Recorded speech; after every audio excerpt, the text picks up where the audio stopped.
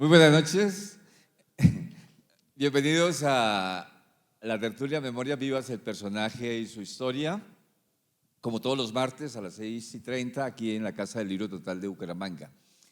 Esta tertulia pues quedará grabada para la posteridad en el canal del Libro Total en la plataforma YouTube y luego pasará a ser parte del libro Memorias Vivas, el personaje y su historia que estamos construyendo con todos nuestros invitados. El invitado de hoy es supremamente especial. Cuando le dije que lo iba a invitar a la tertulia, me dijo, pero si yo no he hecho nada. Yo solo he sido un observador. Pero no es cierto. Orlando Serrano Giraldo es un personaje importante para la cultura de Bucaramanga y de Santander. Y es de esos personajes polifacéticos, tiene muchas vertientes, tiene muchos campos de acción en donde se ha desempeñado notoriamente. Por aquí tengo un listado, librero, ¿no? Escritor, editor, músico, investigador, gestor cultural, lector implacable y muy respetado por la escena cultural de nuestra ciudad. Bienvenido, Orlando Serrano, es un gusto y un honor tenerlo aquí con nosotros. Buenas noches. Muchas gracias, Pacho. El honor es para mí estar aquí, sobre todo conversando contigo. Es un verdadero placer, sí. Y efectivamente, cuando tú dices que yo decía que yo no he hecho nada, y es que yo siento que no he hecho nada porque cuando yo me pongo a mirar, a comparar lo que yo hubiera querido hacer con lo que hice, concluyo que yo no he hecho nada, ¿no? O es que mis sueños iban muy lejos, pero uno soñó con hacer muchas cosas, pero hizo muy pocas, ¿no? Entonces, por eso yo digo que yo no he hecho nada. Bueno, uno cuando niño le preguntan, ¿usted qué quiere ser cuando grande? ¿Usted qué quería ser cuando niño, cuando grande? Pues la verdad yo creo que terminé siendo el que quería ser. ¿Ah, sí? Sí, porque es que yo desde muy niño, por razón de mis limitaciones visuales, terminé refugiándome en los libros. Porque yo no podía hacer vida colectiva con los demás niños, porque toda la vida infantil se hacía al sol. Y como yo padezco una enfermedad visual que se llama fotofobia, mi vida es a la sombra. Entonces yo no pude ni jugar fútbol, ni básquet, ni jugar pepas, ni trompo, ni nada, porque yo al sol yo no servía para nada, mi vida toda transcurrió en la sombra. Entonces yo tuve que refugiarme en los libros y de ahí se deriva todo el resto de mi vida. Los libros y la radio, ¿no? ¿Ah? Los libros y la radio. Sí, claro. Y seguro que si yo no hubiera tenido las limitaciones visuales que tengo, yo no hubiera sido lector. Seguro que no.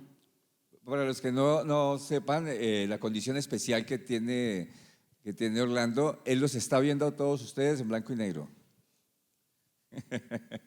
Sí, eso suena raro, ¿no? Suena raro, explíquelo. ¿Por qué? Suena raro. Sí, es que yo tengo una colección de efectos visuales. Y yo tengo fotofobia, miopía y acromatopsia. Entonces, la fotofobia consiste en que yo tengo la pupila muy rígida y muy dilatada. Entonces, a toda hora me sobra luz. Yo a la calle tengo que salir con estas gafas y si no me pierdo. Entonces, me sobra luz. Y la miopía, pues es que yo ni de lejos ni de cerca. A mí me decía mi oftalmólogo que yo tenía más o menos el 20% de una visión normal. O sea, soy ciego. Ustedes ven 4 veces más que yo. 5. O 5. Y la cromatopsia, que es un defecto muy, muy raro, muy extraño. Eso es uno entre millones. Que consiste en que uno no percibe todas las características del color para identificarlo.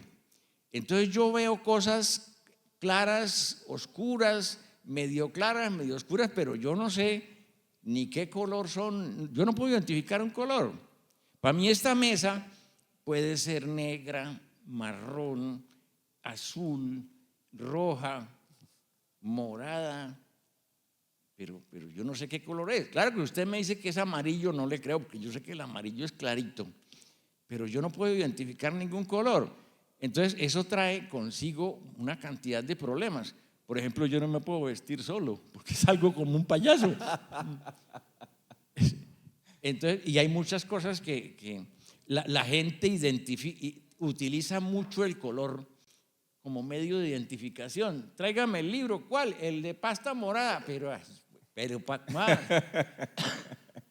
entonces, yo tengo esa colección de defectos visuales, por ejemplo, y claro, los defectos visuales con el tiempo se van agudizando. Entonces, yo que toda la vida fui lector, primero yo leía sin gafas, después ya con gafas y después con más aumento y más aumento. Terminé leyendo con las gafas de leer más una lupa de 10 aumentos. Pero incluso ahora, después, no de viejo, sino de más viejo, resulta que hay libros que yo no puedo ni con gafas y lupa leerlos. Entonces, para poderlos leer me toca mandarles tomar fotocopia ampliada y leer las fotocopias. Entonces, toda mi vida ha sido limitada por eso, mejor dicho, pautada por eso, ¿no? Pero uno aprende a lidiar con sus limitaciones. Entonces, por ejemplo, yo no puedo coger un bus, porque yo ni veo el letrero del bus, qué ruta es, ni el color. Ni el color. Entonces, bueno, joder. El de Cotran no lo diferenciaba nada. con el de Unitransa, el de Transcolombia. No. Entonces resulta que cuando yo era niño, pues en Bucaramanga había pocas, cuando yo era niño, hace muchísimos años, obviamente, ¿no? Las rutas eran pocas. Entonces yo sabía que, por ejemplo, si me paraba en la 39 con 25, el bus que venía por la carrera de abajo y subía era el Álvarez, el que venía de abajo era tal, el que venía de allá. Entonces yo me valía de esos trucos, pero cuando empezaron a surgir rutas nuevas y rutas nuevas, se me fue complicando la cosa. Entonces ya me tocaba era preguntarle a alguien qué bus es el que viene ahí. Hasta que un día me pasó esto. Estaba yo esperando el bus ahí en la calle 35, entre 17 y 18, al frente del edificio de Seguros Bolívar, y venía un bus. Y ahí al lado mío estaba una abuelita, una viejita. Y le dije yo, señora, ese bus que viene ahí es Soto a La Joya. Y la viejita me contestó toda malgeniada, toda brava. Me dijo, ay señor, yo tampoco sé leer. Esta vieja hijo de madre me dijo analfabeta. ¿Ah? Hasta ese día cogí yo un bus. Dije, de aquí en adelante o pago taxi y si no tengo plata para el taxi me voy a pata. Pero no vuelvo a coger un bus. Y hasta ese día utilicé el bus. De ahí en adelante o taxi o pata. Entonces fíjense que uno se va acomodando con las cosas. Cuando yo era niño, había una vecinita que me gustaba mucho, pero era gordita, era bien gordita. Entonces mi papá decía, el chino no es pendejo, el chino se la buscó gordita para poderla ver desde lejos. Sí. Bueno, Orlando, aquí no vamos a parar de reír porque este hombre es una máquina de anécdotas y de saberes, ¿no? De saberes. Hablemos de estos comienzos, hablemos de la prehistoria. Yo siempre le digo a mis invitados, oiga, vamos a comenzar por su prehistoria, es decir, antes de que usted naciera. Aquí tenemos unos serranos y tenemos unos giraldos, y esos como que no son del mismo lado. Explíquenos ese asunto. Es que resulta que, bueno, empecemos en orden. La familia de mi papá son serranos de Girón, no de Zapatoca, de Girón. Pero mi papá y todos mis tíos nacieron y se criaron en Lebrija, porque mi abuelo era Serrano Mantilla de Girón y mi abuela paterna era Gómez Pinilla, también de Girón.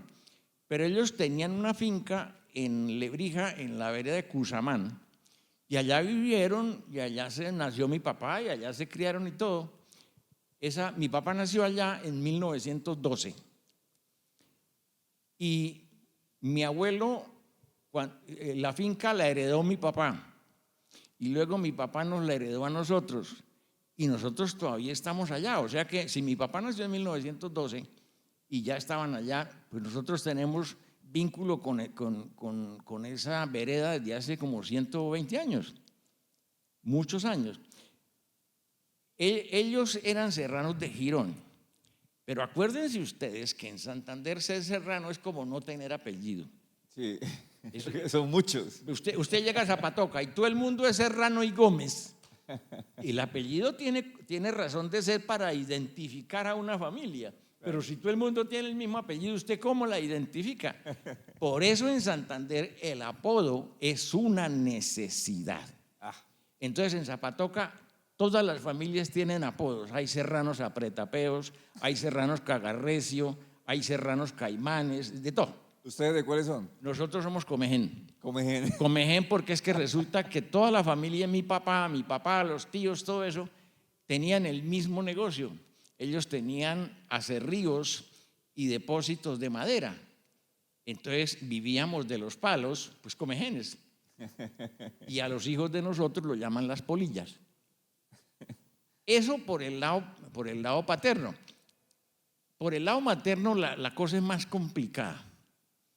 Porque ese apellido Giraldo, eso no es de aquí. Eso es un apellido paisa. Aquí, la única familia Giraldo completa, establecida aquí, tradicionales, somos nosotros. Por aquí hay muchos Giraldos sueltos, pero que han llegado por ahí después sueltos. Pero familia completa nosotros. Pero ¿cuál es el origen? Todo se origina en mi bisabuelo. Mi bisabuelo era un viejo antioqueño, Marinillo, por más señas, que llegó a Zapatoca, según mis cuentas, llegó a Zapatoca por ahí como entre 1880 y 1885. Llegó con un arreo de mulas cargadas de sombreros. El viejo era sombrerero y llegó a Zapatoca y estableció su sombrerería y se quedó ahí y se casó con mi bisabuela, que era otra serrano, a la que la desheredaron, cuando eso se podía desheredar. La desheredaron por haberse casado con un forastero. Y es que efectivamente mi bisabuelo llegó a Zapatoca y él cortó todo contacto con Marinilla. No volvió jamás a Marinilla, ni una carta ni nada. Yo pienso que el viejo venía allá huyendo de alguna embarrada. Alguna joda hizo. A lo mejor, exiliado. Alguna vaina hizo, a lo mejor preñó por allá la hija del cura o alguna embarrada hizo. A la hija del cura. Pero él cortó toda comunicación. Entonces, claro, una familia tan tradicional como la familia Zapatoca, es que una hija se case con un forastero del que no se le conoce ni familia ni nada, pues claro, la desheredaron. De ese matrimonio, en 20 años de casados nacieron 18 hijos. Y el bisabuelo se quejaba de que se habían perdido 2 años. Qué lástima. Y resulta que 18 hijos. Y mi bisabuela se murió en el último parto a los 36 años. Opa. Empezó a parir adolescente. Era uno por año. Sí, claro. Y se murió de 36 años en el último parto. De ahí venimos todos esos giraldos. Y el viejo, es más, la sombrerería del viejo creo que está abierta todavía. Yo fui antecitos de la pandemia, y estaba abierta. Cuando mi bisabuelo murió, siguió con la sombrerería un yerno de él, don Víctor Mantilla, casado con la hija mayor de mi bisabuelo, con la tía Teresa. Y siguió, el yerno siguió con la sombrerería, pero se la trajo a Bucaramanga. Aquí funcionó muchos años en la calle 35 con 15. Cuando murió el tío Víctor, siguió con la sombrerería el que era el ayudante de sombrerería de él, un señor que se llama José Mecón. Y él la trasladó a la carrera 17 con 37, enseguida de una zapatería que fue famosa aquí, que era la zapatería del señor Mantilla. Y después, cuando construyeron ese centro comercial que va de la 17 a la 18, entre 37 y 41, él compró un local ahí y la instaló ahí.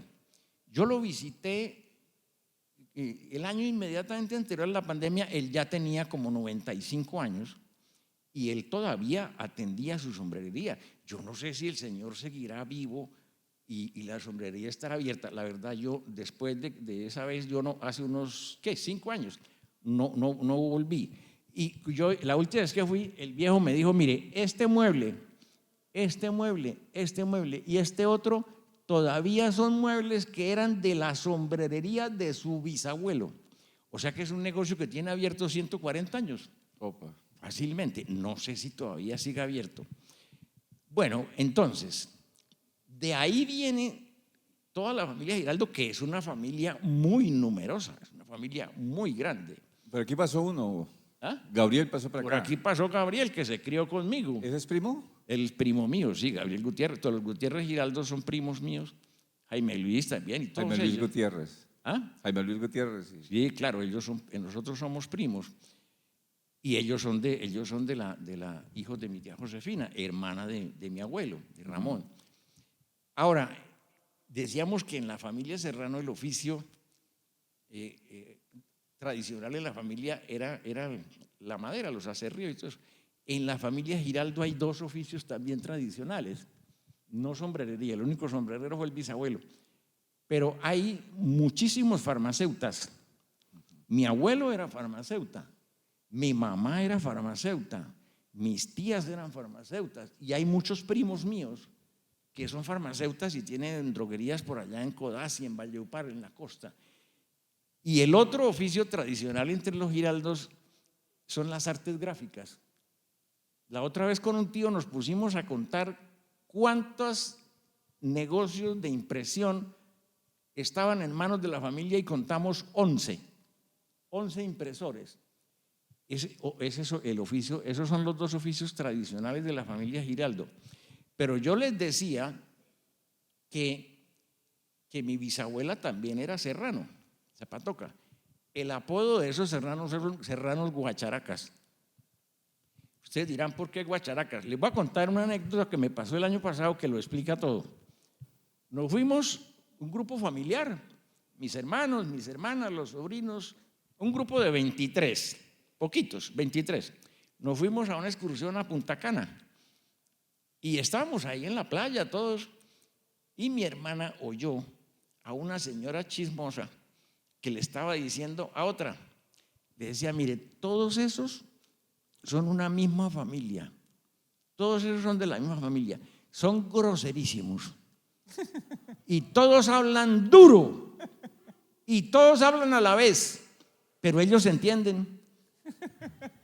Dijo, eso sí, nunca pelean. Ahí dio toda la definición, hablan durísimo y todos a la vez, como las guacharacas. Por eso son serranos guacharacas. Uno le decía a mi mamá, mamá, hable pasito. Decía, pero yo acaso estoy hablando duro. Y por eso los llaman serranos guacharacas. Esa es la historia de la familia. Ahora, ustedes entenderán que 18 hijos, formando 18 familias, bien prolífica el tamaño que tiene la familia. En la casa de mi mamá, segunda generación, fueron 17. Fueron 17. En la casa de mi bisabuelo, 18. En la casa de mi mamá fueron 17. Y mi abuelo se suicidó de 46 años y ya tenía 17 hijos. Imagínense usted estos viejos. ¿Ah? Dice que mi abuelo jalaba más que gallina amarrada el pescuezo. Entonces, esa es la historia. Y resulta que como mi bisabuelo nunca volvió a Marinilla, ni ningún Giraldo. Mi bisabuelo llegó a Zapatoca y ningún descendiente de él fue por allá nunca, ni él tampoco. Y por allá como en la década del 90 pasó un hermano mío por la casa de mi mamá y le dijo, mamá, me voy para Medellín en la camioneta y me voy solo. Camine y me acompaña. Camine, y mi mamá se subió y se fue. Cuando volvieron me dijo, Néstor me llevó a Marinilla. Le dije, ¿fue a Marinilla, mamá?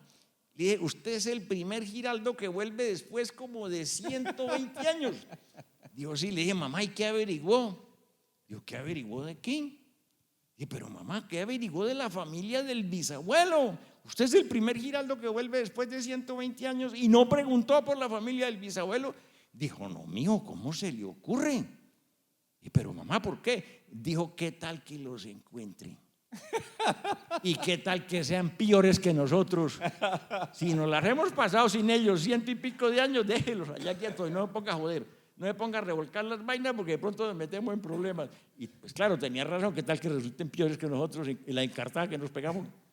Orlando, ¿cómo es vivir en una familia gobernada por un serrano y por una Giraldo, ¿cierto? El uno liberal y el otro conservador. Sí. Eso no no me imagino yo ese ambiente. No, pues es que lo grave, sí, mi papá En era, esa época, ¿no? En esa sí, época. no, mi papá era godo. Todos los serranos son godos y todos los giraldos son liberales. Pero en la casa real, pues mi papá realmente era un viejo godo, pero no era un viejo fanático ni nada de eso, no. El problema no era ese, el problema es que los giraldos, como buenos paisas, son un matriarcado. Los paisas son una sociedad, eso es un matriarcado, lo mismo que Santander. Lo que pasa es que los santanderianos, los paisas sí aceptan que son un matriarcado, nosotros no, nos las tiramos de macho y toda esa joda. En la casa nos dan en la jeta, pero en la calle somos unos berracos. Y resulta que mi papá era un viejo feudal, un viejo caballero medieval, un viejo. Faltaba la armadura. Bravo y bravo, y todas esas vainas nosotros le teníamos pavor. Y eso mi mamá lo dejaba dar órdenes y regañar y toda esa joda. Pero las decisiones importantes las tomaba ella. Ahí el viejo no podía decir nada.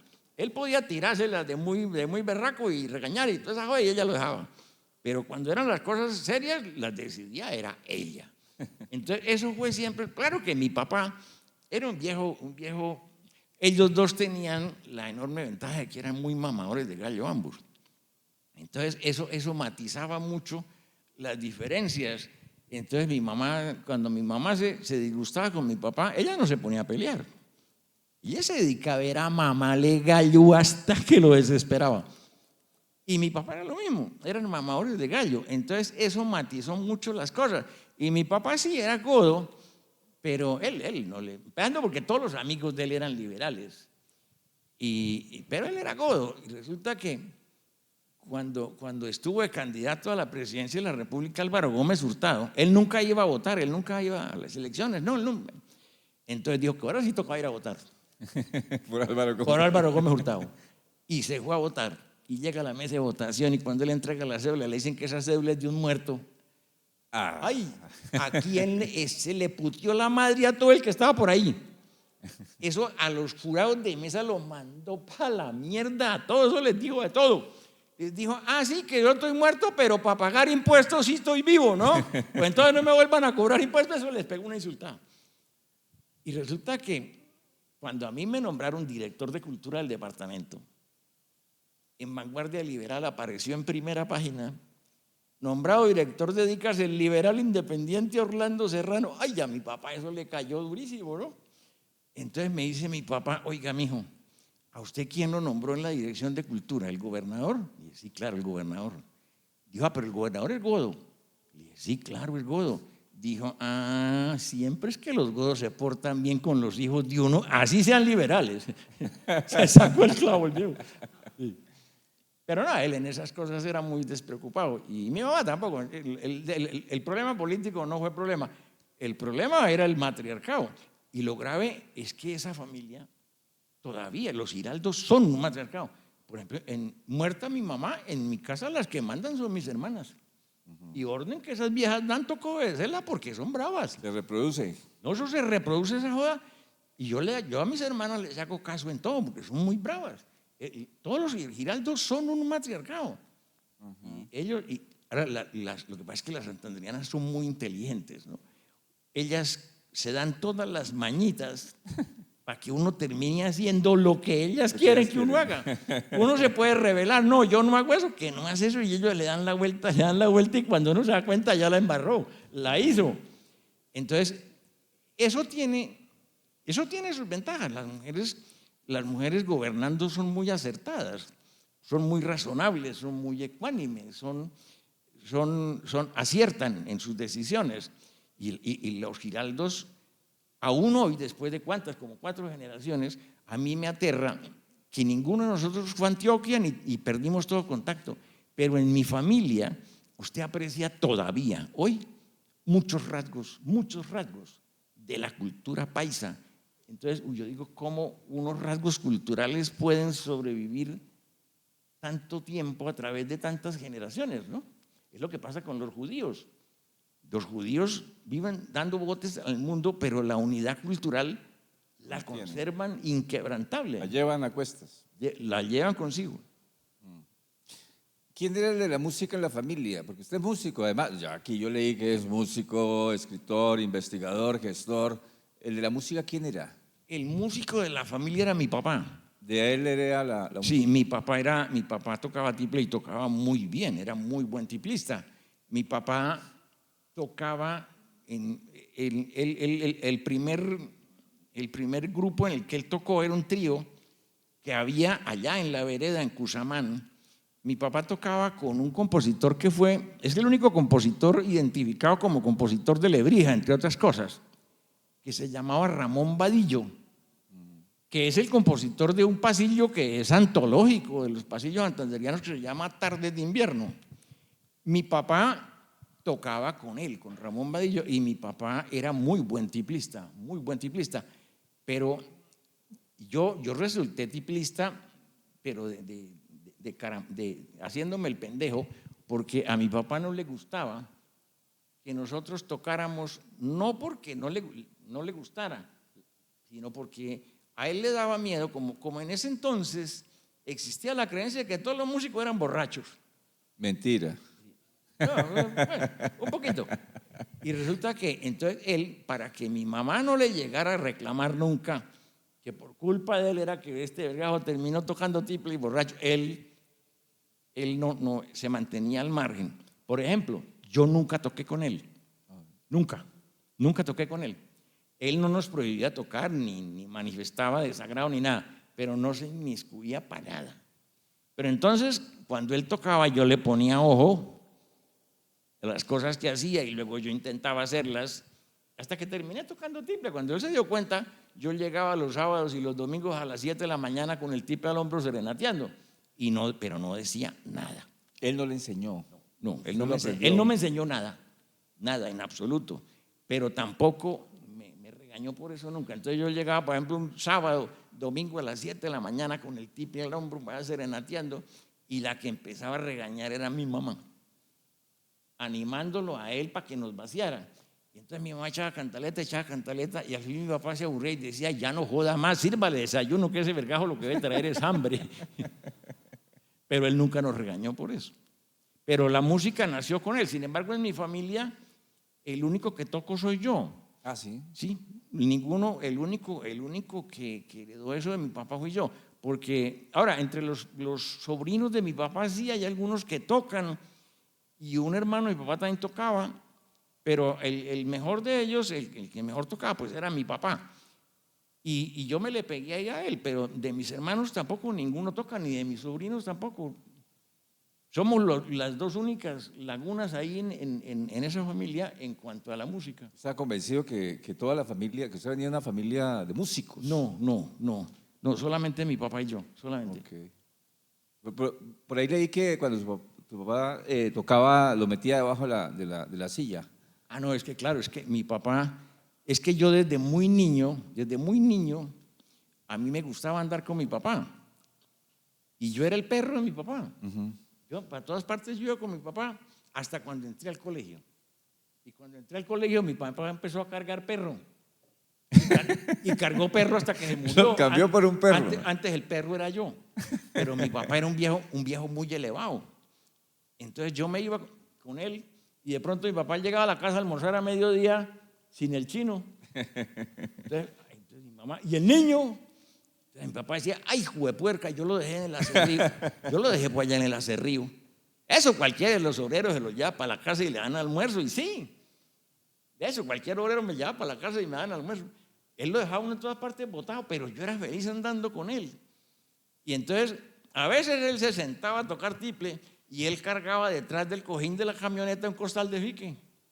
Y cuando me veía pues cabeceando, y sacaba el costal y lo ponía bajo la silla donde estaba tocando y decía, acuéstese ahí, mijo, como un perro. Y yo dormía ahí como un perro. Y mi mamá eran esas peleas, porque usted se lleva el niño para allá hasta la madrugada, para allá que no le da ni de tragar ni nada. Pero yo era feliz con él.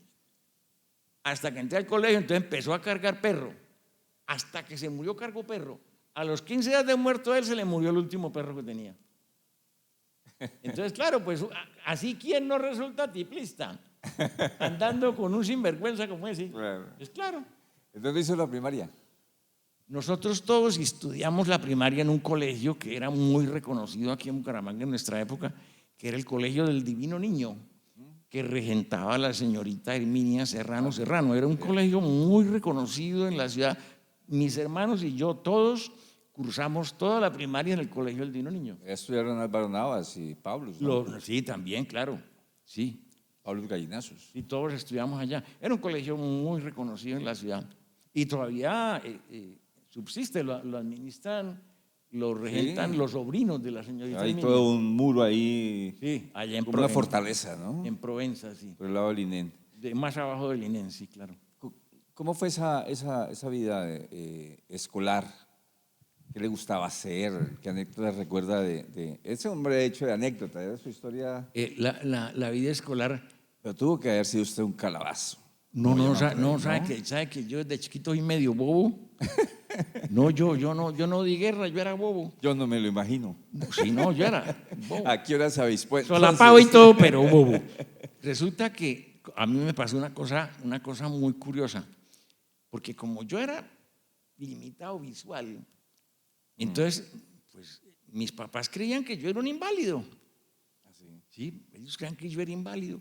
Entonces me matricularon en el Colegio del Divino Niño en kinder, pero mi mamá le hizo la advertencia a la maestra de que a mí no me exigiera nada, ¿no?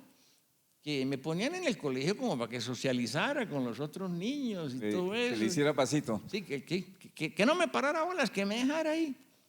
Cuando de pronto la maestra llama a mi mamá al colegio y le dice, mire señora, mire el cuaderno de su hijo y mire el cuaderno de otro alumno. Digo, su hijo no es un inválido, su hijo puede hacer lo mismo que todos. Y de ahí para arriba me agarraron a dar palo y toda esa joda, a exigirme como a cualquiera. Entonces, fíjese usted lo que es una maestra responsable. Claro. Gracias a esa maestra, a mí dejaron de considerarme inválido y me dejaron ser normal, porque han podido dejarme como un bobo. Claro. Y Entonces, no estaría usted- usted aquí sentado, porque usted es una Estaría persona aquí, sí, ya que que estaría ha hecho haciendo. mucha joda. Fíjese usted lo que es el sentido de responsabilidad de una maestra, ¿no? Y la preocupación por sus alumnos. ¿Cuánto le debo yo a esa señora? Pero en ese entonces usted le agradecía que lo tratara como un bobo, que lo consentía. No, pues después de que empezaron a castigarme, a darme palo toda esa joda, yo empecé a renegar. ¿Y el bachillerato dónde? El bachillerato yo empecé en la época del glorioso Colegio Santander, Ah, otro del Santander. en la rectoría del doctor Alejandro Villalobos Serpa, que eso era el mejor colegio del departamento y era un colegio oficial, Sí, claro. Era Lo un fundó colegio Alejandro Galvis. en donde la lucha de clases no existía. En el mismo salón de clases estudiaba el hijo del gerente de una empresa y los hijos de los obreros de la misma empresa y no pasaba nada. Todos éramos iguales, no había discriminaciones, no había fanfarronerías, todos éramos iguales. Y era un excelente colegio. Hay una cosa muy particular. Todos los profesores del Colegio Santander eran simples bachilleres normalistas. Yo en mi educación secundaria nunca conocí ni a un licenciado, ni a un doctor, ni a un subdoctor, ni a un tataradoctor, ni un carajo. Yo solo conocí bachilleres normalistas, pero hay una cosa que tengo que decir. Todos esos profesores eran verdaderos sabios en su asignatura. Eran verdaderos sabios. Yo no conocí en toda mi educación secundaria un profesor del que yo pueda decir que era un profesor mediocre. No lo conocí. Eran unos excelentes maestros. El último de todos esos profesores que yo conocí en el Colegio Santander en aquella época se murió hace como 6 meses, el profesor Ricardo Pinzón. Pero era un colegio, esos eran maestros, cada quien en lo suyo, eran verdaderos sabios. No eran mediocres, no. Yo no conocí a un profesor mediocre en el bachillerato. Todos bachilleres normalistas. Ahora usted ve licenciados, doctores, tataradoctores, y va usted a ver la calidad de la educación actual. Nada. En esa época existía una cosa que ya hoy nunca se menciona. Es más, la palabra que lo menciona ya es un arcaísmo. Existía lo que se llamaba la vocación. La vocación, o sea, el verdadero amor por mi oficio. Es decir, si yo soy maestro es porque me gusta serlo, porque me complace serlo. Eso era lo que se llamaba vocación. Hoy, usted nunca oye hablar de vocación, ¿cierto? Eso es casi un arcaísmo ya. Entonces yo tuve ese privilegio. Yo empecé en el Colegio Santander, pero hubo una huelga muy larga. Una de tantas. Una de tantas, porque eso cuando, en la época de las huelgas de la Universidad Industrial decretaba huelga y a la media hora el Colegio Santander también. Entonces hubo una huelga muy larga. Y al contrario. Y lo mismo al contrario. Hubo sí, claro, por supuesto. huelgas que se provocaron en el Colegio Santander y que abarcaron la UIS. Sí, claro, por supuesto. Entonces hubo una huelga muy larga. Entonces mi papá dijo, bueno, pero es que esta huelga ya muy larga, usted va a terminar perdiendo el año. Y allá estudiábamos Gabriel Gutiérrez y yo. Entonces a los dos nos mandaron a estudiar al Colegio Luis Pero de la Croix, que quedaba aquí, en donde es ahora el Colegio del Bienestar Social de la Policía, aquí al frente del Coliseo Peralta. Ahí era el Colegio Luis Pero de la Croix, ahí estuvimos un año. Y luego, cuando ya volvió a su normalidad el Colegio Santander, Gabriel se volvió al Colegio Santander y yo me fui al Instituto Caldas. Entonces él terminó allá y yo seguí en el Caldas. Y Gabriel, yo no sé si él les contó aquí la historia, él cuenta algunas cosas, pero otras no las cuenta.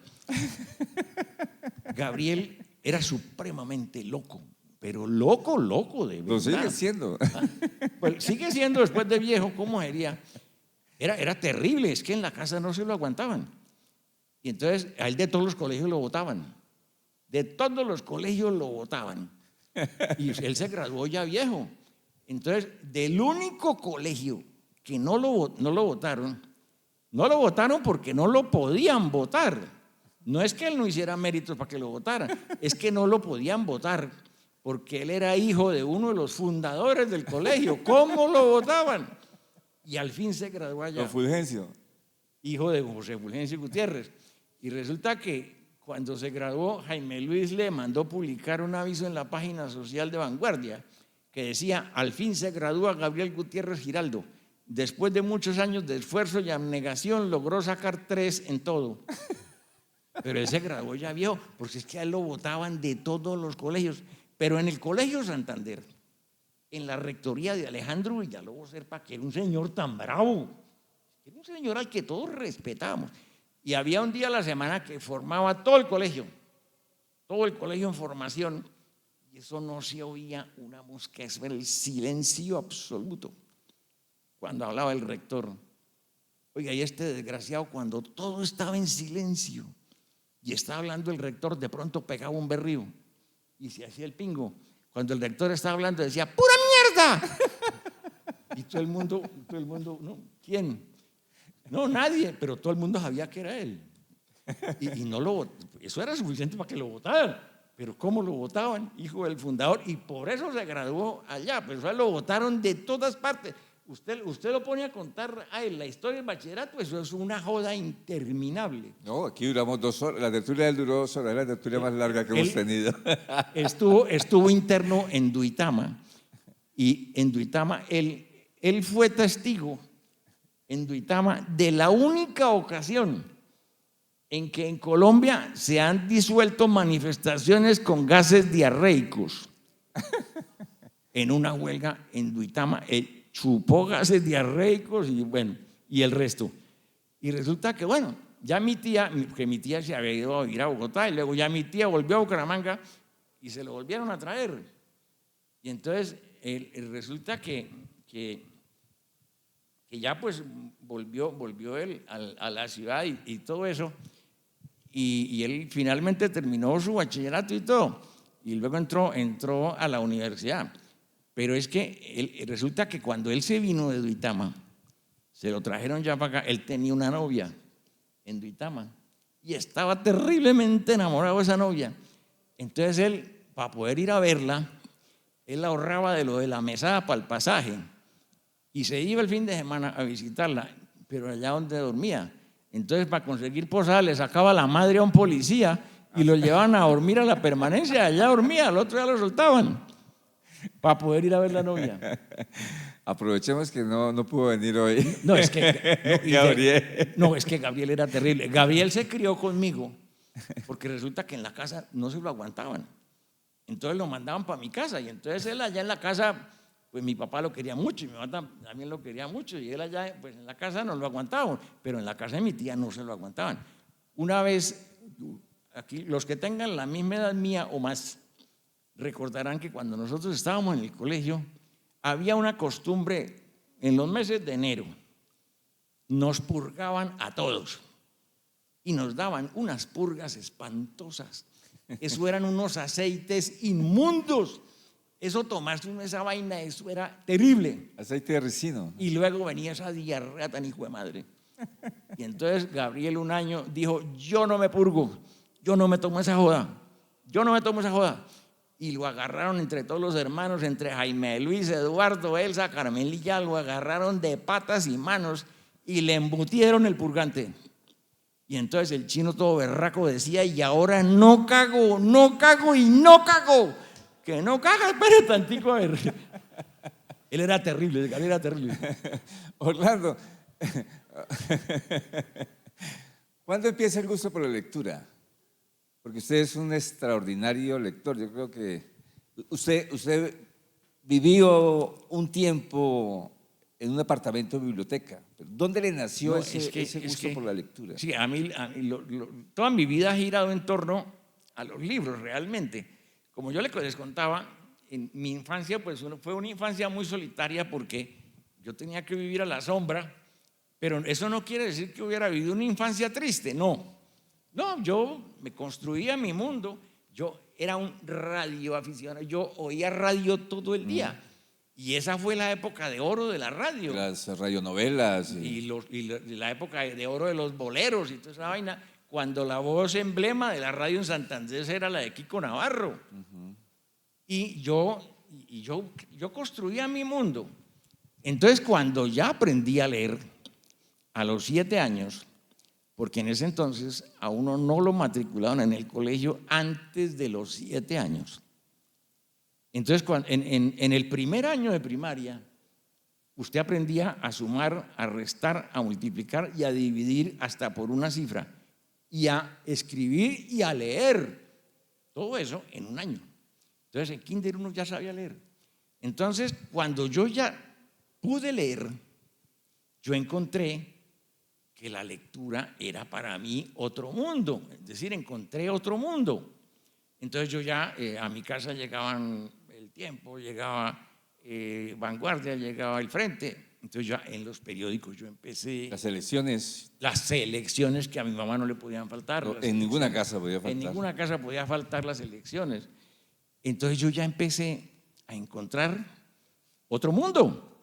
Y poco a poco yo ya empecé a querer comprar libritos. Entonces, por ejemplo, cuando yo ya entré al Colegio de Santander, mi papá me daba $1 diario. $1. Y con ese peso uno pagaba los 4 viajes de bus que eran a 10 centavos, quedaban 60 centavos, 30 centavos para la media y 30 para la 11, y con los 30 centavos uno compraba una cola y pinto, una mestiza como un trillo, un pedazo de queso y un dulce aliado. Y con la mestiza como un trillo uno hacía el sándwich. Entonces, con Gabriel, porque Gabriel era igual, con Gabriel lo que hacíamos era que no tomábamos ni media ni 11 y nos íbamos los 4 viajes a pata y ahorrábamos el peso. Y entonces, claro, el sábado teníamos 5 pesos y nos íbamos a una, era más que librería, era una papelería que quedaba aquí en la calle 35 entre 14 y 15, que se llamaba La Flecha Blanca. Sí. Era más que librería, era una papelería, pero vendían libros y vendían libros chilenos y argentinos y mexicanos, pero era una sección pequeña. Y nosotros, eso era de un señor que se llamaba Luis Pavón.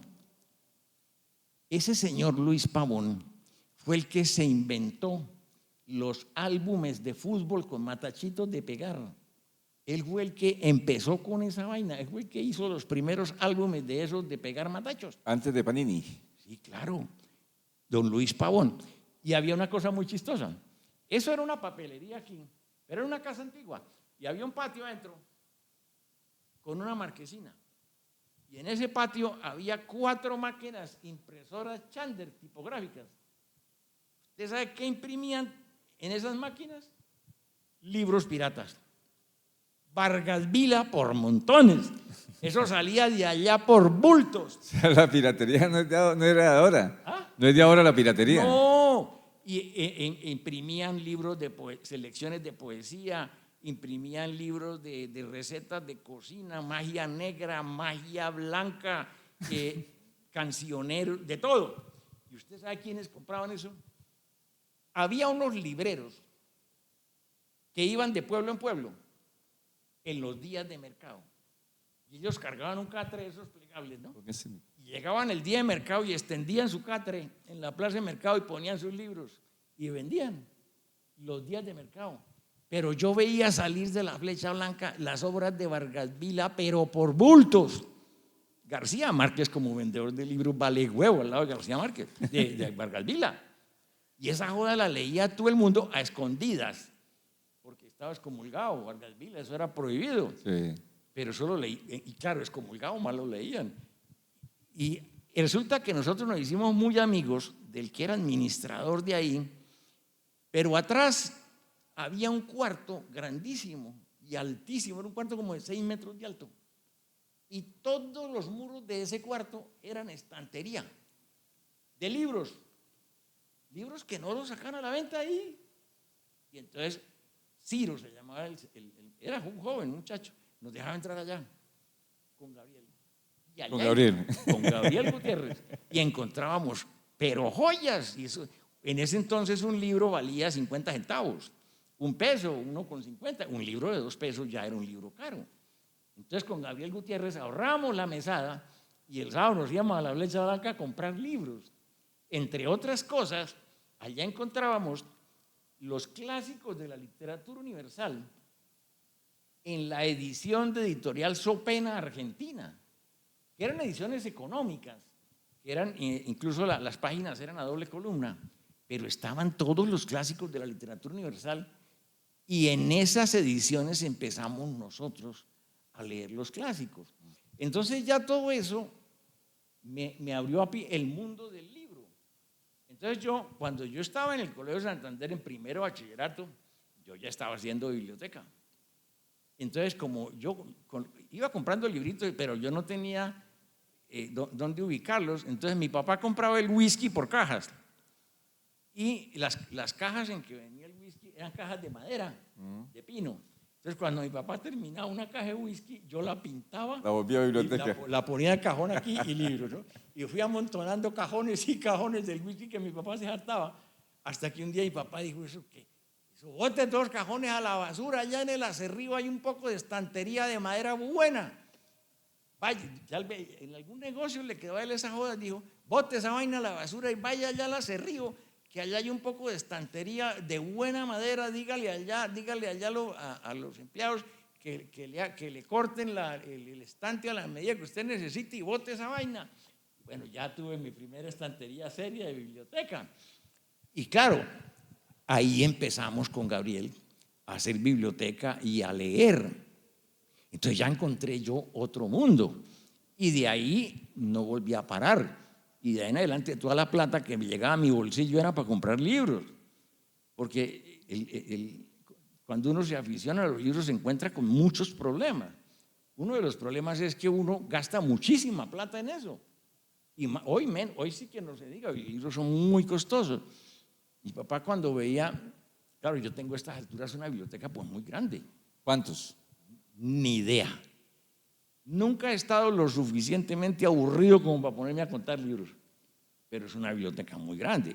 Y esa biblioteca toda la vida crezca y crezca. Y mi papá decía, cuando miraba la biblioteca, decía, ay carajo, cada quien tiene su manera de ser pendejo. Y eso es absolutamente cierto. Entonces son libros, discos, tiples.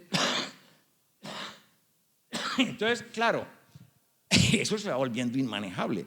Entonces, con mi señora llegó el momento en que mi señora dijo, bueno, nosotros no podemos seguir viviendo como estamos viviendo. vendemos el apartamento y compramos una casa que tenga un buen solar donde construir la biblioteca, pero así no se puede vivir más. Entonces dijimos, o conseguimos otro espacio para la biblioteca. Entonces de ahí en adelante tuvimos 2 apartamentos, el de vivir nosotros decentemente y el de la biblioteca. Claro que en ambos apartamentos había biblioteca, pero bueno. Entonces, resulta que cuando mi señora se murió, pues yo me quedé viviendo con la biblioteca. Pero eso significa, yo vivía como una rata, literalmente como una rata. Es que no había por dónde. Era un apartamento de biblioteca. No, yo tenía estantes de libros hasta en la cocina. Como el depósito de la Turbaya, sí. Sí, entonces mis hermanas armaron la cantaleta de que cómo es posible que usted viva como una rata. Pero yo vivo feliz aquí, si usted puede vivir feliz, pero es que esta vaina hasta por salud. Usted rodeado de ácaros aquí, no. Y claro, como yo les decía que mi familia es un matriarcado, entonces se dio la casualidad de que por esos días nos desocuparon un apartamento en Torres de Monterrey. Yo vivía en Lagos del Cacique, pero un tanto marginal, un tanto retirado.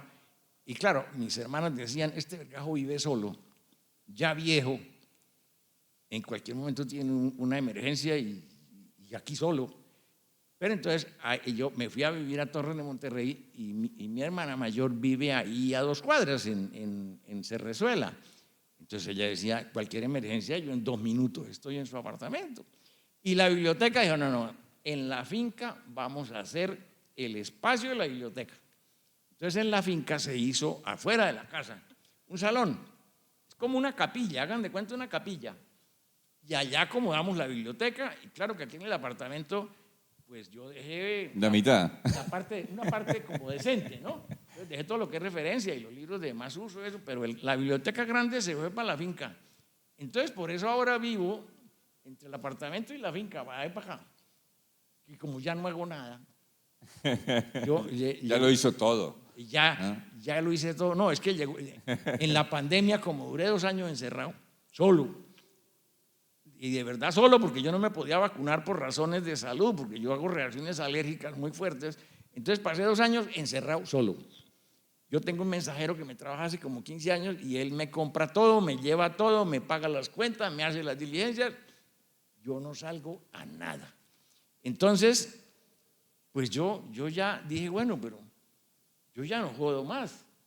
Entonces yo ya voy a, claro, uno siempre se pasa la vida pensando, cuando yo me jubile, cuando ya no haga nada, entonces uno sueña con todas las cosas que quiere hacer y que estudió toda la vida por hacer y no ha podido.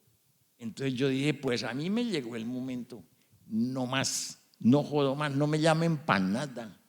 Es decir, que haya venido yo aquí, eso es rarísimo. Eso a mí me llaman, que venga a dictar una conferencia aquí, que venga de jurado allí, que no, a mí no me jodan. Yo ya rendí mi cuota de sangre, sudor, lágrimas y peos, a mí no me jodan más. No más. Y yo dejé de hacer los programas de radio, no, yo no volví a comprometerme con nada.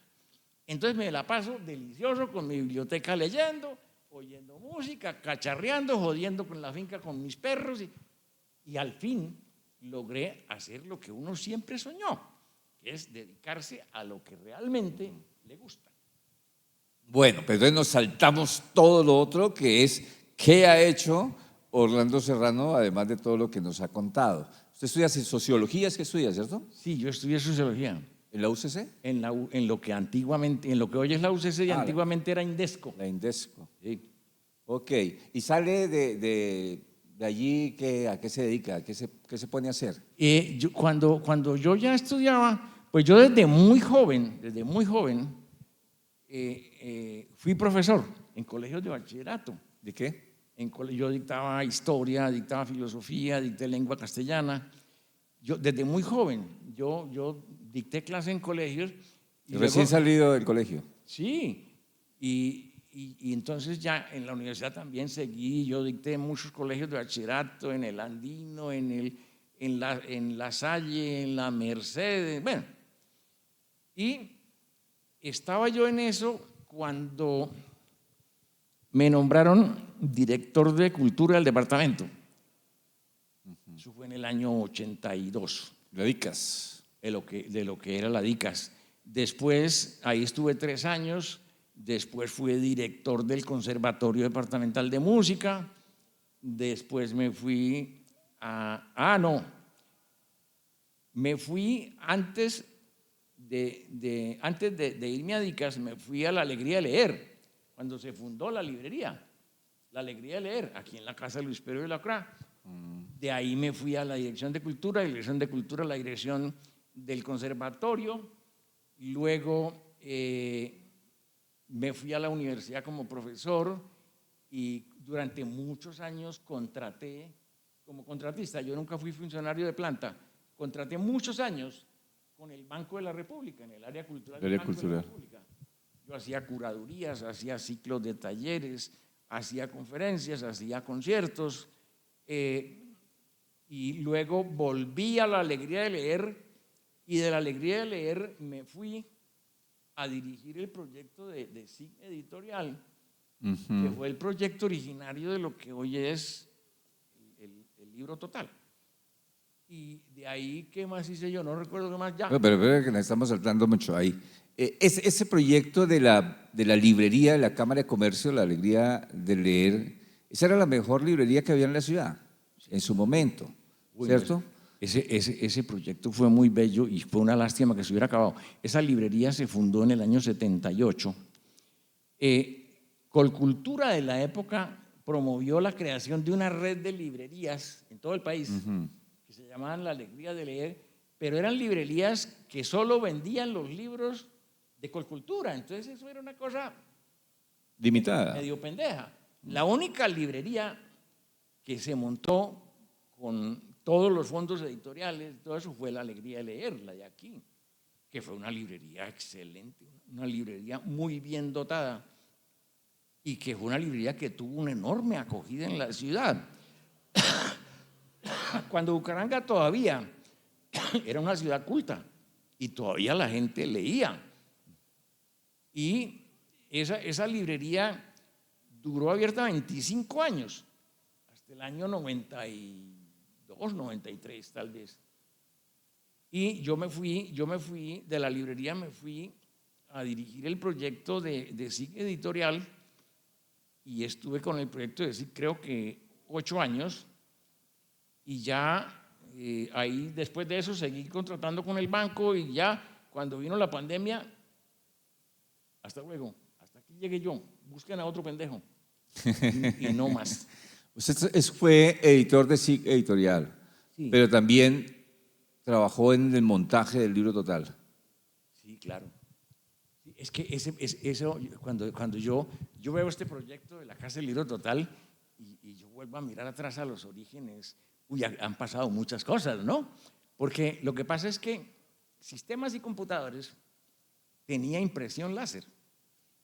En esas máquinas de impresión láser, ¿qué se imprimía? Se imprimían facturaciones de servicios públicos y loterías. Se imprimían un montón de loterías de la costa, de todo el país. Pero entonces nuestro gerente, Álvaro Navas, un hombre con un visionario de las cosas, se dio cuenta que teníamos picos de producción muy altos. Cuando llegaba una lotería, eso era las máquinas trabajan a toda, día y noche, pero luego quedaban unos valles. Entonces él dijo, ¿por qué no en esos valles no nos inventamos la forma de imprimir libros? Y así empezó la cosa. Entonces, pero no existía la técnica, pero empezamos a construirla. Afortunadamente, en la empresa había gente muy talentosa. Libros bajo demanda. Bajo demanda. Ese entonces, era el plus, ¿no? El plus era que se editaban libros bajo demanda. Es decir, podíamos editar 10 ejemplares, 30 ejemplares, 50 ejemplares, 100 ejemplares. Claro, eso era toda una revolución del mundo editorial. Era 1990 por ahí, 92. Eso empezó por ahí como en el 93 tal vez. ¿93? Sí. Entonces resulta que el problema de todos los jóvenes escritores es que no encuentran editores, porque el editor es un comerciante. El editor no se embarca a publicar a un autor desconocido, porque ese no es su negocio es vender libros. Entonces, el editor busca el escritor conocido que vende. Entonces, ese es el viacrucis de todo escritor joven. Por eso es que los jóvenes viven a la casa de los concursos literarios para acreditarse. Darse a conocer. Pero entonces resulta que ya, si yo puedo editar bajo demanda, pues el salto cualitativo es enorme. Es decir, eso implicaba una verdadera democratización de la edición. Entonces nosotros empezamos editando cualquier cantidad y hubo casos muy simpáticos. Por ejemplo, un señor que había sido gerente de una empresa, que montó una empresa y que, bueno, cuando llegó a viejo, dijo, yo voy a escribir mis memorias. Claro. Y escribía sus memorias, sus libritos, y llegaba allá y decía, hágame 40 libros. Y entonces uno le imprimía los 40 libros y él hacía una reunión de los hijos, los nietos, los yernos, los amigos, y les repartía el libro. Y ya, ahí terminaba la edición. Pero fíjese usted, ¿qué significaba eso? Significaba que quedaba una memoria para una historia familiar y a su vez una memoria para el futuro, ¿cierto? Entonces, por ejemplo, los textos universitarios. Un profesor que dictaba una cátedra tenía 30 alumnos, pero él tenía su propio libro. Pues le imprimíamos los 30 libros para sus 30 estudiantes. Es decir, eso fue una verdadera democratización de la edición bajo demanda. Ahora, hay una cosa que hay que decir y que no se dice con frecuencia. El proyecto de SIG Editorial fue el primer proyecto editorial en tecnología láser bajo demanda en toda América Latina. Fue el primero. Resulta que nosotros llevábamos ya como 3 años haciendo libros en edición bajo demanda cuando yo veo en un reporte en una revista española que en Barcelona estaban haciendo un escándalo terrible con grandes eventos y cosas porque iban a inaugurar la primera editorial bajo demanda de Europa. Y nosotros llevábamos 3 años haciendo libros bajo demanda. Y nosotros fuimos pioneros en América Latina, yo creo que en buena parte de Europa. Eso fue una ventaja muy grande para los escritores, para las universidades. Nosotros terminamos haciendo ediciones para los posgrados de la Universidad Santo Tomás, de la Universidad del Magdalena, para todos los programas de sistemas de la UIS. Es decir, eso significó una apertura de una verdadera democratización del libro desde la perspectiva de los autores. Y miren, eso que empezó allá tan precariamente, miren dónde va. Yo ya he publicado como 10 Por eso. con SIG Editorial. No me cambio. Sí, claro. No, y mucha gente. Orlando, usted también, que no ha hecho nada. Usted es uno de los fundadores de FUSADER. FUSADER es una fundación, ¿qué traduce? Fundación Santanderiana para el Desarrollo, ¿no? FUSADER. Importantísima, de desarrollo regional, importantísima en la historia cultural de Santander y de Bucaramanga. ¿Cómo nace FUSADER? Sí, FUSADER fue una institución muy importante en el contexto de la vida cultural regional. Eso surge por ahí en principios de la década del 70. Era entendida como una fundación cultural, pero que a su vez se ocupaba en términos generales del desarrollo regional. Fue una institución muy activa que generó mucha actividad cultural, muchos proyectos de toda índole y que tuvo una productividad muy grande. Realmente uno se pone a mirar todo lo que se hizo desde la fundación. Se hicieron muchísimas cosas y cosas muy valiosas. Entre otras cosas, pues la fundación fue la impulsora de un festival de música colombiana que fue muy importante en el país en su momento, que fue la Semana Nacional del Tiple. Eso surge de allá. Pero con los años, en la medida en que, y aquí viene la parte fea, en la medida en que la ciudad se fue deteriorando, esas instituciones ya no tenían público. La ciudad se fue muerganizando, la ciudad se fue deteriorando y ya la incidencia de la fundación se fue viendo muy limitada y fue muriendo lentamente hasta que terminó siendo ahí un cadáver insepulto, pero por falta de respaldo de la gente. Porque lo cierto es que la muerte de la fundación es el reflejo de lo que ha significado la evolución cultural de esta ciudad.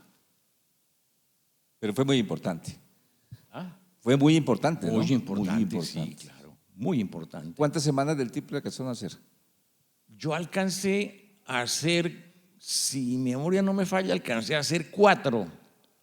Después Néstor Cáceres siguió haciendo algunas, pero eso ya fueron palideciendo, ya no tenían esa dimensión de las primeras semanas y fue languideciendo. Yo la última que hice, resulta que yo convoqué la semana y pues nadie me daba plata al presupuesto y faltaban como 15 días y ni un peso. Entonces tuve que aplazarla y finalmente Álvaro Beltrán me consiguió $1.000.000. De transmisión. Sí, él me consiguió y con eso la hice y dije, pero hasta aquí, a mí no me cogen más de pendejo a poner la totuma, no más. Murió por inanición tal vez. Todas esas cosas han sido reflejo de la evolución de la ciudad. Usted De también. milagro se mantiene el Festival de Piano Sí, porque es institucional, porque es tiene institucional, un presupuesto que lo respalda. porque tiene respaldo de la gobernación, del Ministerio de Cultura, bueno. Claro. Bueno, pero mira, otros donde usted ha estado ahí detrás, ¿cierto? Gestionando, proponiendo, casi que diciéndole a las instituciones hagamos esto, ¿cierto? Sí. Festival Luisa Calvo, sí, de música andina, usted estaba ahí detrás, ¿cierto? El Ruitoqueño también, el festivalito. Sí, también, sí. Luis Carlos, sí, pero usted estaba ahí detrás y siempre ha estado ahí detrás del festivalito Ruitoqueño. De los duetos de los hermanos Martínez, sí, también. ¿Qué otro? Por ahí en Barbosa, por ahí en los pueblos también se ha metido usted. Ha metido las narices en todos lados. Yo también dirigí varios años el Festival de Vélez, de la Guabina y el Tiple. El Festival Nacional de la Guabina y el Tiple lo dirigió. Yo también fui delegado regional de FunMúsica, el Festival Nacional Mono Núñez. ¿Ha sido jurado en el festival? También he sido jurado nacional del Mono Núñez y de cualquier cantidad de festivales en todas partes he sido jurado y concertista en todos los festivales. Ya ni siquiera toco conciertos, a mí no me jodan ya más. Yo ya toco tiples por ahí en las casas de los amigos con derecho a embarrarla y que nadie joda, pero ya conciertos no, a mí no me llamen ya más a tocar conciertos. Ya hay una cosecha de tiplistas jóvenes mejores que nosotros, eso ya nos sacaron a gorretazos del escenario, llámenlos a ellos, a mí no me jodan. Ya no, toco tiple pero entre casa, entre los amigos, ahí, sin más compromiso. Bueno, escritor también, ¿no? Escritor. Usted escribió la biografía de Luisa Calvo, ¿no? Sí, pues escritor. Una investigación. Escritor de mala gana, ¿no? De mala gana. A mí no me gusta escribir y las veces que me ha tocado escribir, yo soy absolutamente oral. A mí póngame a hablar y yo nunca me arrepiento de lo que digo, pero de lo que escribo me arrepiento siempre. Yo por norma, cuando algún texto mío se publica, yo jamás vuelvo a mirarlo porque eso para mí es una tortura, porque a mí no me gusta lo que yo escribo. Entonces, yo lo que he escrito han sido cosas para colaboraciones para revistas culturales y cosas así, pero a mí no me gusta escribir. Y claro, para mí es un drama terrible porque yo tengo muchas cosas que escribir. Yo tengo como unos 10 libros en proyecto para escribir, pero yo nunca me siento a escribirlos, porque es que para mí el solo acto de sentarme a escribir, ya me siento amarrado, no me siento cómodo. Entonces, es un drama personal porque uno siente que uno tiene la obligación de escribir, porque uno ha tenido la oportunidad de investigar mucho, de enterarse de muchas cosas, y uno como que en el fondo dice, yo tengo que dejar un legado, porque yo he sido un privilegiado que he tenido ocasión de investigar, de enterarme, todo eso, pues yo tengo que dejar algo, pero no. Entonces, para mí eso ha sido un drama terrible y yo he escrito muy poco, Por ahí capítulos de libros colectivos y el librito de Calvo que es una cajita de herramientas y colaboraciones en libros como capítulos como Colombia, País de Regiones o Colombia de Fiesta, de Intermedio Editores, y artículos de revistas de Credencial Historia o cosas así, pero no más. Hasta ahí. Hasta ahí. Bueno, estos grupos, y ha participado, ha conformado cantidad de duetos, de tríos, de cuartetos, de quintetos, de agrupaciones musicales. Yo tengo la leve sospecha, estos que encontré, de que el nombre los puso usted, el dueto Pior es Nada. Eso tuvo que haber sido… El trío Tiramialgo. ¿El trío qué? Tiramialgo. Tiramialgo. Tiramialgo, sí. ¿Qué otros? Es que lo que pasa es que aquí nos gusta mucho ponerles apodos a los grupos musicales. Ahorita que en Piedecuesta hay un dueto que es un cojo y un ciego y lo llaman el dueto Amor y Justicia, porque el amor es ciego y la justicia cojea pero llega. Aquí había un trío que se llamaba Evocación, Sí. y lo llamaban el trío Equivocación. había un cuarteto que se llamaba Integración de Cuerdas y lo llamaban Desintegración de Cuerdas. El dueto Gastralia. El dueto es que nosotros teníamos con Alfonso Oviedo, el optómetra, y Antonio Franco, teníamos un trío de tiples que se llamaba el trío Terruño. Pero resulta que Alfonso Oviedo, que era el tiplista melódico, él es muy nervioso. Entonces él cada vez que íbamos a tocar un concierto, eso le daba gastralgia y se enfermaba y tuve esa joda. Entonces unos le decían el trío Gastralgia, otros le decían el trío Milanta, porque eso él se conmocionaba cuando tenía que salir al escenario.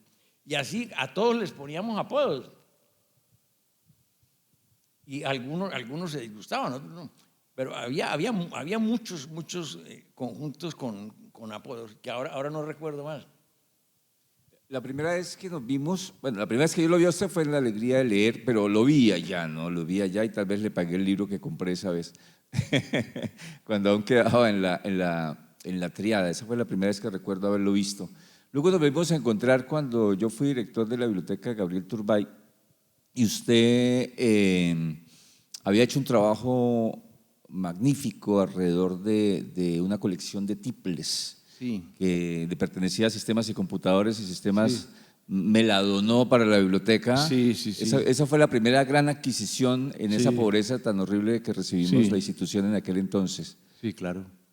Sí, esa colección es muy valiosa. Lamentablemente las direcciones posteriores no han sabido estimarla. ¿Dónde está ese museo?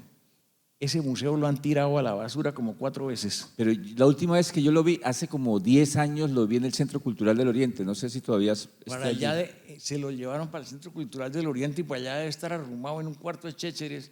Yo lo he montado 3 o 4 veces.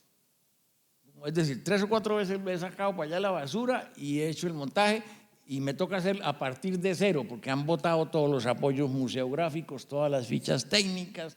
Me ha tocado empezar de cero, pero siempre termina recogido y tirado para en el cuarto del olvido. Los directores del instituto no han sabido apreciar el patrimonio que tienen ahí. Ese patrimonio es muy valioso. Valioso. Muy valioso, porque ahí todos los tiples que están son tiples de valor histórico. En esa colección está el tiple de Carlos Escamilla, del ciego Carlos Escamilla, que era el tiplista de la lira colombiana de Pedro Morales Pino, que se fundó en la década del 90 del siglo XIX. Y ese tiple que está ahí fue el primer tiple que sonó en el exterior de Colombia. Un tiple fabricado por Jeremías Padilla, porque la lira colombiana se fue de gira pretendiendo llegar a Nueva York. No alcanzó a llegar. Llegó hasta Centroamérica, pero ese fue el primer tiple que salió de Colombia a sonar, a tocar en el exterior. Y así todos los demás tiples que están ahí tienen algún valor histórico. Entonces uno dice, pero ¿cómo es posible que Bucaramanga tenga ese patrimonio y no lo haya sabido manejar? Cuando tú eras director, ¿te acuerdas que lo montamos la primera vez? Se hizo un diseño muy lindo en la sala. Y creamos la tertulia de música colombiana. Claro, se construyó todo el mobiliario para exponerlo. Realmente en esa sala pues era un espacio muy bello. Puno Ardila dirigía la tertulia, los invitaba a todos ustedes, los ciclistas. En la misma sala se hacían tertulias de música colombiana, se hacían pequeños conciertos, pero después eso cayó en manos de gente que no tiene visión del valor del patrimonio cultural, ya terminado siempre atatado a las patadas, lamentablemente, pero Bucaramanga, y esto es apenas un caso, Bucaramanga no ha sabido gestionar su patrimonio cultural. Este es un solo ejemplo. Ejemplos como esos podemos dar cantidad de ejemplos. El mismo hecho de las librerías, ¿no? De que no existan librerías en la ciudad. Sí, el mismo, la biblioteca departamental, ¿dónde está? En la UIS, ¿no? Desapareció. Bueno, el archivo histórico sí está en la UIS y el archivo histórico sí está en la UIS. El archivo histórico sí, pero la biblioteca departamental se desapareció. Sí, se desapareció. Sí. El archivo de música de la banda departamental de Santander, sí, un archivo de 100 años de historia musical. Cuando acabaron la banda, el archivo de música era un verdadero patrimonio del departamento, eran 100 años de música. Ese archivo no sabemos si lo botaron a la basura, si lo incendiaron, si se lo robaron. El hecho es que nadie nos ha dado explicación. Ese archivo se desapareció. La discografía de la emisora más antigua de Bucaramanga.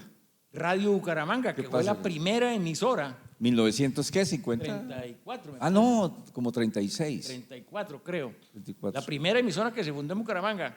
En el año 87, cuando la compró Caracol.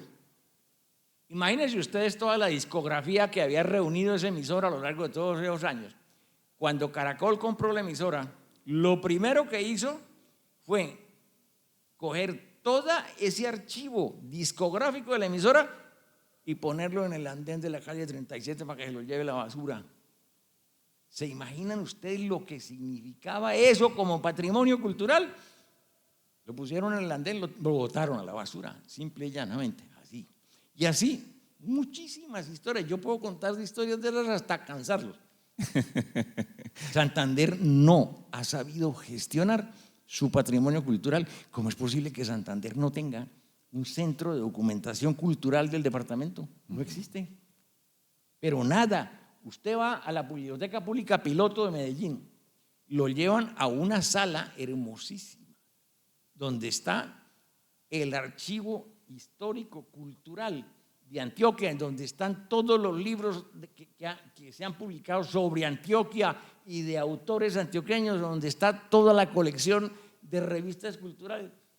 Y eso para ellos es sacrosanto. En Santander no hay nada. De historia cultural no hay nada. De historia cultural. Afortunadamente, la UIS recuperó los archivos que estaban en la Luis Pereira Lacroix y está haciendo, ampliando su capacidad de documentación, ¿no? Sí, gracias a todo el trabajo de Armando Martínez. Ha recuperado buena parte de la archivística del departamento. Sí, sí, esa es una labor que hay que reconocer. Pues nada, ¿qué tal el personaje que les traje hoy? ¿No? Se los dejo para que le pregunten, le digan lo que quieran decir. Tenemos Ay, Dios mío. El momento para el público. Pero trátenme con cuidado. Dele pasito. Como si no tuviera con qué defenderse, ¿no? Esa es la vida.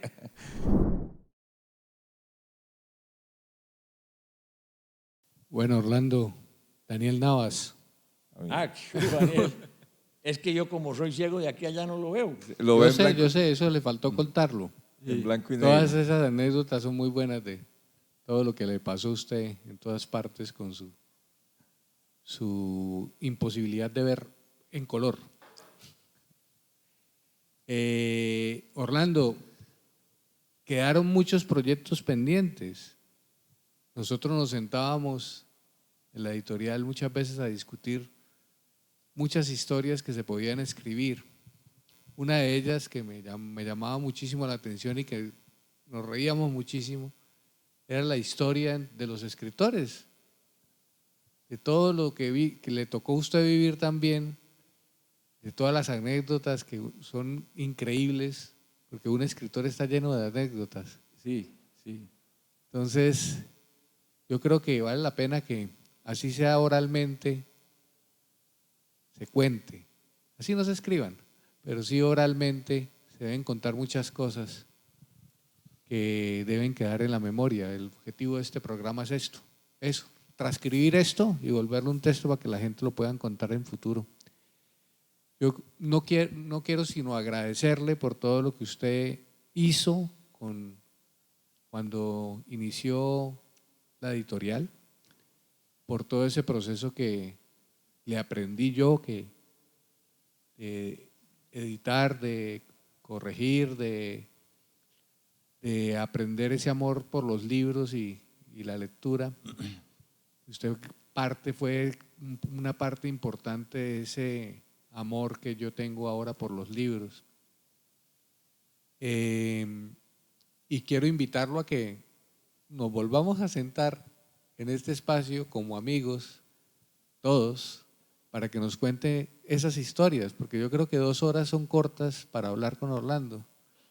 2 horas no alcanzan para todo lo que tiene que contar, porque si usted este hombre lo pone a hablar del Quijote, le cuenta 1000 cosas. Claro. Este hombre lo pone a hablar de muchas cosas, sabe de muchos temas, solo de música. Solo si usted contara las anécdotas de los 3 pingos, por ejemplo, nos daría toda una noche y toda una tarde hablando de ese tema. Entonces, faltan muchos encuentros. Ojalá que podamos hacer muchos, Orlando. Muchas gracias.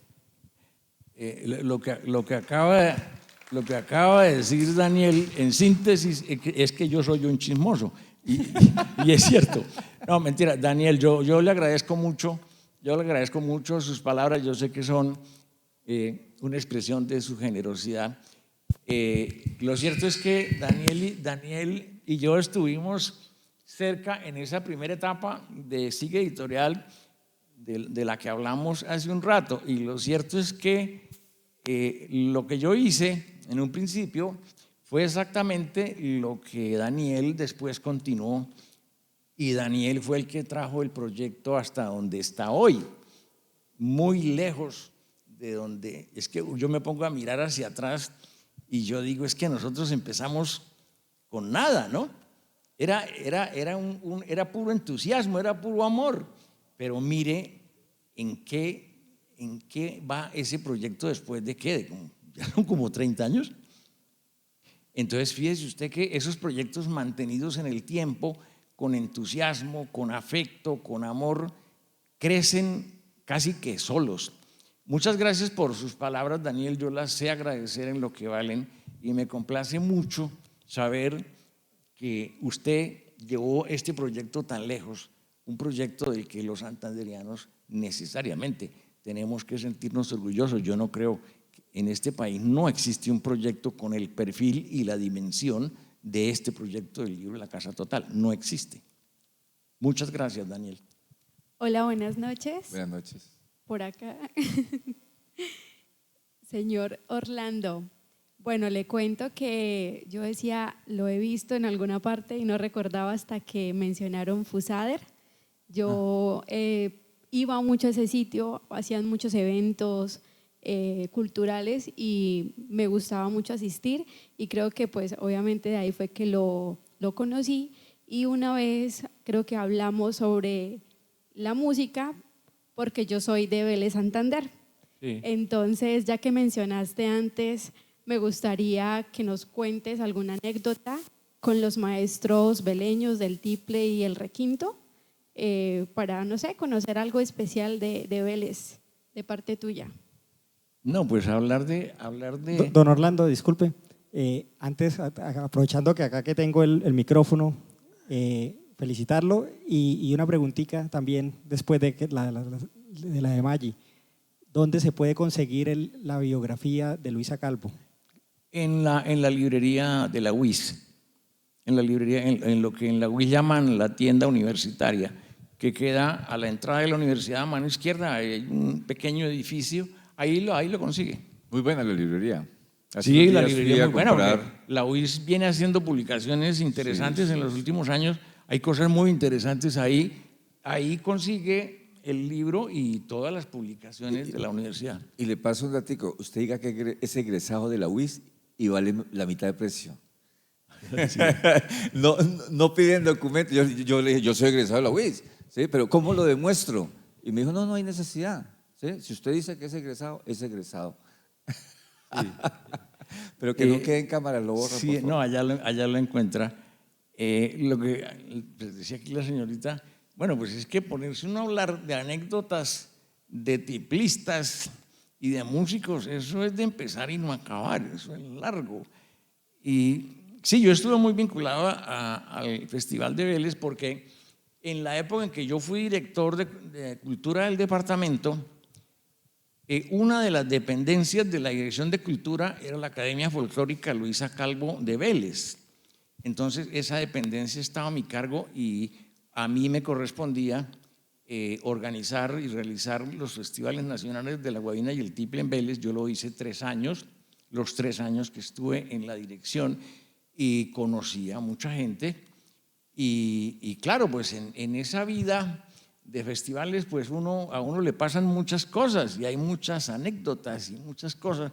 De Vélez hay una anécdota muy bonita, es que en Vélez en esa época había banda municipal y resulta que el que tocaba la bombarda, el chorote grande, era sordo, sordo de verdad.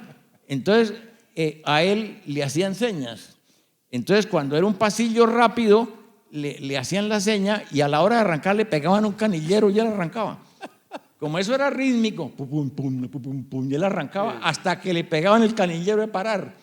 Y si no le pegaban el canillero de parar, él seguía soplando esa joda solo. Pero es que era literalmente sordo el viejo y tocaba esa joda.